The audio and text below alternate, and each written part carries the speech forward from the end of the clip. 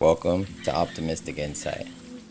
This world we create is not always the reality that we deserve. Do you feel like sometimes you suffer from anxiety, physical pain, ailments, and even emotional imbalance? Maybe it's just the reality that you've created from your internal dialogue. Every day we write the story to our life, but we never ask ourselves, what is the context of the words we are using? What do these words even mean internally to us, and how are they settled into the tone for my story? Well, it could just take a different point of perspective to gain another insight into what these words actually create for us. Welcome to Optimistic Insight.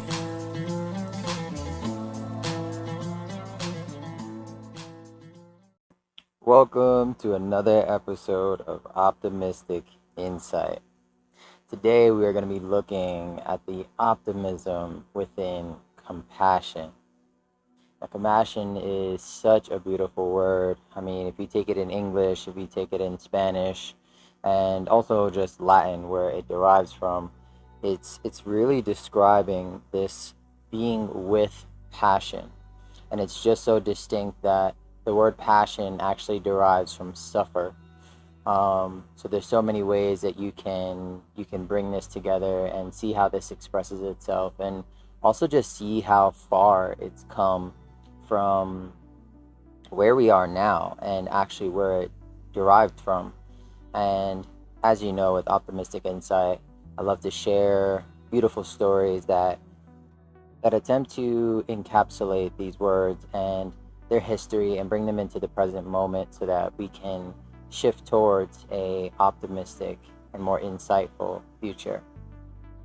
So for today's story, I like to call this Fortune and Flame. Can you share your flame?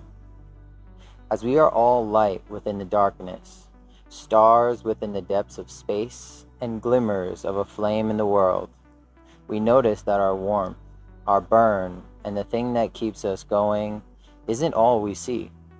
Most times we see the flames of others. We see and feel the size of their bright burning stars, and like a moth to the flame, it calls to us. Come to me, and I shall warm you. I shall give you that which you don't have. Ever so alluring, ever so passionate, this flame can be. And so we go passionately into the flame, the moth kissing the flame and the flame kissing back, both never truly feeling the other. The flame receiving the kiss, the moth giving the life. The realization of what it is that is needed is remembering the flame that we are. The remembrance that their flame is a reflection of ours. And in that remembrance, we see that it is not only the flame that is lighting the way, but the manner in which we have drawn ourselves to it. When we are the flame, that light at the end of the tunnel, we begin to see that others are but the reflections of which come to us. We all express our brightness into nature, and to be certain of our own while lighting another's way is the refining of our responsibility that maintains our flame. Can we fan our flame? Let it shine bright enough to reach out to those that are unable to see their feet sinking in defeat, without the compelling pull to save.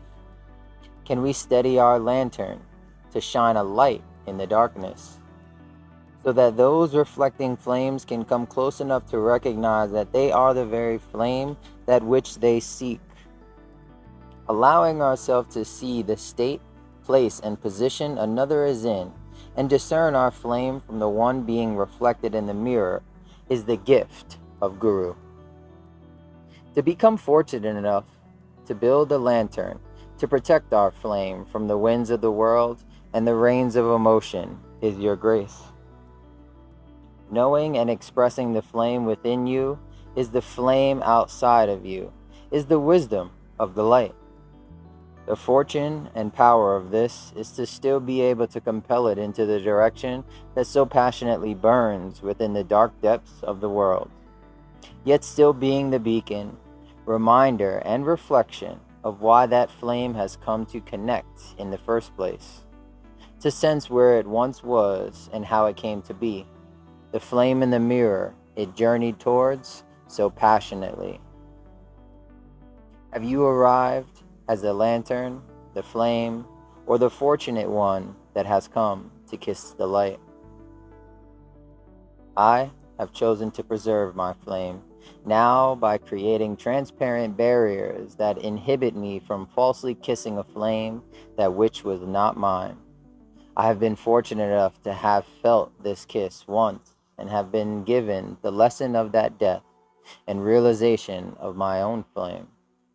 With this gift, I have chosen to create and preserve my flame, to light the way for others when I enter each space of shadow. I arrive as the dim light and increase in accordance to its composure. So just coming back around to this sense of compassion and seeing this within another and arriving with passion or with suffer. This can be a way that we see the fortune in the flame. May you go well into an optimistic future with this new view, this new breakdown, and this new facet of what compassion may mean to you. How you choose to express it, embody it, and allow that flame to exude, emanate through you with passionate, courageous, and brave fortune. Because we are all deserving. We are all the flames, we are all the moth. But it is not the death that we see in it. It is not the suffering of not being able to kiss the flame without suffering. But it is the sharing of that flame that becomes fortunate to others as we continue to reign, reign, reign like glimmers of light in this space and time. It is your compassionate OI. Thank you for tuning in to this week's episode of Optimistic Insight. I trust that these words have created new ways for you to utilize them and the emotions attached to them, opening up our perception on the way these words are viewed and processed daily can be the optimistic insight we need to create more fluid state of being.